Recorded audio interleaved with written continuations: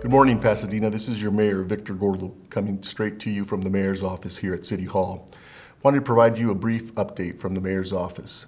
First off, I wanted to talk to you about the increased violence that we've seen nationally, regionally, and here locally in Pasadena.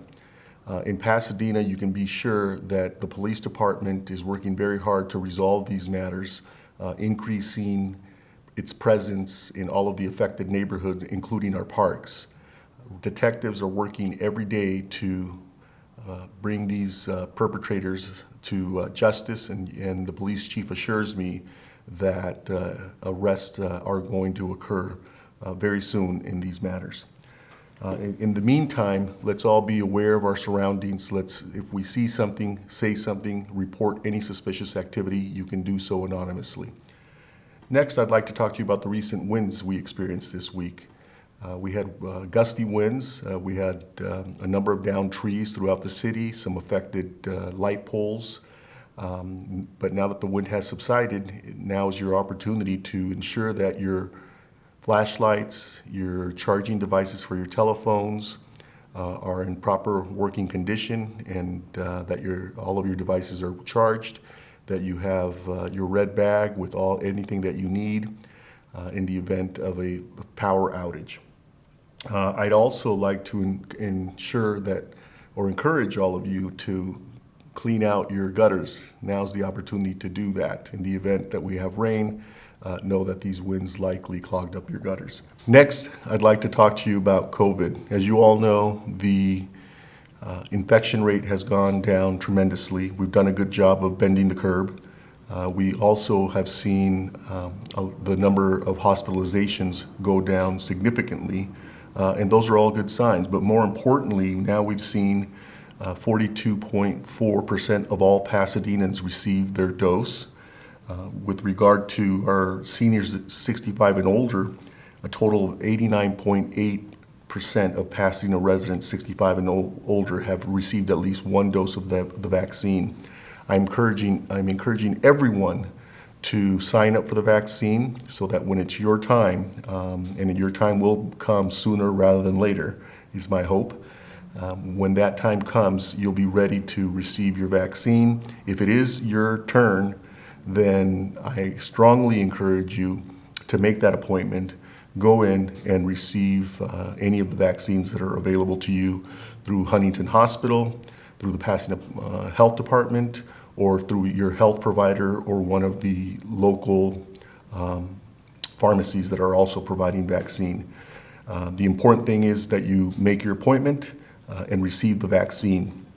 But let's also continue to practice safe distancing where appropriate, wear masks, and let's ensure that we have in fact seen the end and are seeing the end of this terrible crisis that afflicted our community over the past year. With regard to housing, this week I will be announcing the composition of a very diverse group of professionals, experts in the area of housing who will help to guide the city's work on the housing element.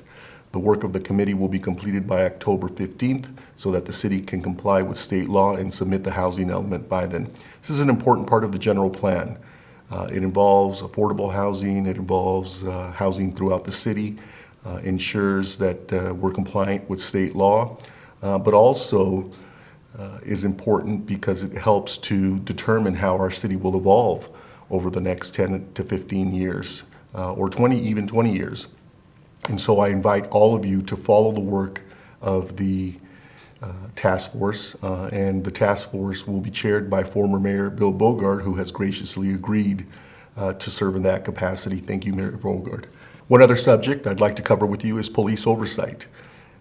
The City Council will be appointing the Oversight Commission in early April so that the Commission can begin the work of training, of reviewing best practices in policing. The hope is, and the goal is, that the Commission will improve transparency and improve our police department to ensure that we have a police department that is effective, fair, and doing the good work that they do every day on behalf of residents of Pasadena in a way that's most professional and effective and efficient. And finally, budget season's upon us. You can expect that the City Council will begin to deliberate the budget in May. In early May, we will begin with the CIP budget, the capital improvement budget, and then we'll go into the operating budget. This year, I anticipate a status quo budget, except for the fact that we have to do things differently in our parks. We have to ensure that young people in our parks have access to programming, have access to activities that are positive and alternatives to joining a gang or engaging in activity that we don't want them engaged in. And so I'm looking to the city manager to help craft a budget that encourages kids and that allows families to have their kids participating in positive activities in our parks, repopulating our parks, and ensuring that negative activity is not occurring there. I also believe that we need to increase presence of park safety specialists and other police department employees in and around our parks to ensure, again, that the public feels safe going to parks, to our libraries, and participating in activities throughout the city in every neighborhood. Well, thanks for tuning in. It's an honor and a privilege to serve as mayor of Pasadena, your mayor, and I thank you very much for the privilege to represent you and to serve as your mayor. We'll see you next time.